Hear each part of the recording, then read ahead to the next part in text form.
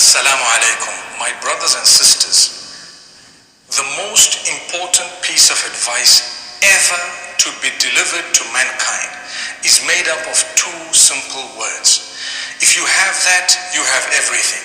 If you don't have that, you have nothing. So what are these two words? Subhanallah, what is the most important piece of advice ever to be delivered to mankind? Well, Allah has mentioned it repeatedly. The Prophet Muhammad, peace be upon him, has mentioned it repeatedly. Those of the previous scriptures have had their messengers come to them and repeat the same two words again and again. It has been addressed to the believers as well as to mankind at large, believing or non-believing, because with this we will succeed ultimately, and without it we will fail. So what are these two words? The second word is the word Allah, which is referring to Allah Almighty, the one who made you, the nourisher, the cherisher, the sustainer, the provider, the protector, etc. The one in absolute control of every aspect of your existence, Allah. That's the second word. So what's the first, and how will it so quickly make up the most important piece of advice ever? Well, it's as follows. Ittaqullaha. Wow, simple as that.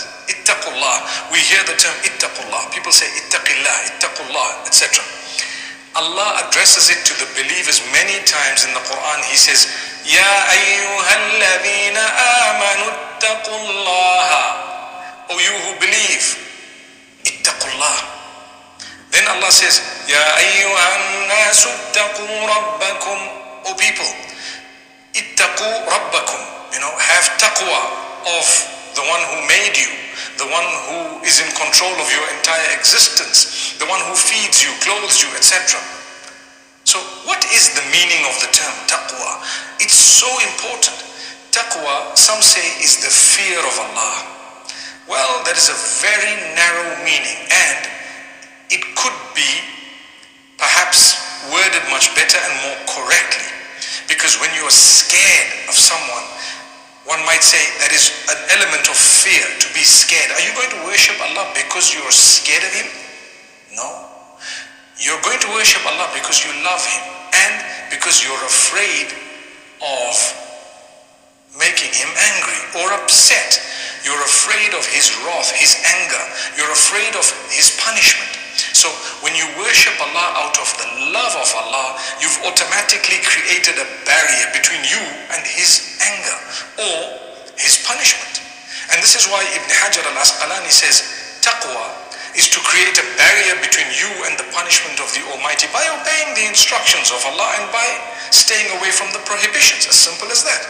So a broader term and a more correct way of explaining it would be, O you who believe, be conscious of your Lord.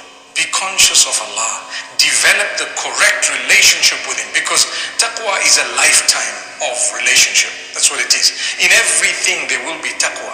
There will be the relationship with Allah. So develop the correct relationship with Allah. When something comes in your direction, treat it in a way that is pleasing to Allah. That is taqwa. You're always conscious of the fact that you're returning to Allah. You're going to be answerable to Allah. So you won't harm someone who's weak, someone who works for you, someone who's poor, your spouse, perhaps any person that you consider weaker than you. You would never harm them and you would never wrong them. You wouldn't steal or cheat or deceive, because you're conscious of the fact that you're going back to Allah and He is going to hold you accountable for everything. There are people who think they're going to get away with things that are wrong here on earth when they do that against others. But Allah says, you know what, we're watching, we know. Our messengers have taken record of what you've done, and you are going to come back to us. And perhaps even before you come back to us, we may mete out that punishment. So my brothers, my sisters, that is taqwa. Wasiyatullahi lil-awwalin wal-akhirin.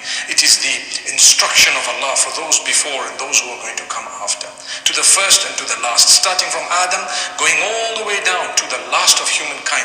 It is the most powerful piece of advice ever. Ittaqullah. Develop the correct relationship with He who made you, because you have no option but to do that. You've got no other option. He He who made you, you're going to go back to him, the wisest thing you could ever do. Develop a good relationship with him. How do I do this? Well, I need to be a good person. I need to make sure I follow good instructions, and I need to make sure that I stay away from harm and evil and that which is wrong, and I worship the Almighty in a correct manner. I also need to make sure that I seek forgiveness a lot. When we seek the forgiveness of Allah, often we will definitely become from those who are conscious of Allah. I say, oh Allah, forgive my shortcomings. Why do I say that? Because I'm conscious of the fact that I'm going to return to you one day, and I know I want to please you. I worship you because I love you, and I'm doing what I'm doing in terms of goodness because I just want to be in good books with you. And I will abstain from evil because I don't want to earn your anger. I really don't want to earn your anger, nor do I want to be astray. And that's why in Surah Al-Fatiha, the opening surah of the Quran, the Almighty says in the last verse of it that not those who you are angry with, nor those who are astray. Neither those who have earned your anger, nor those who have gone astray. We want the path of those whom you have favored.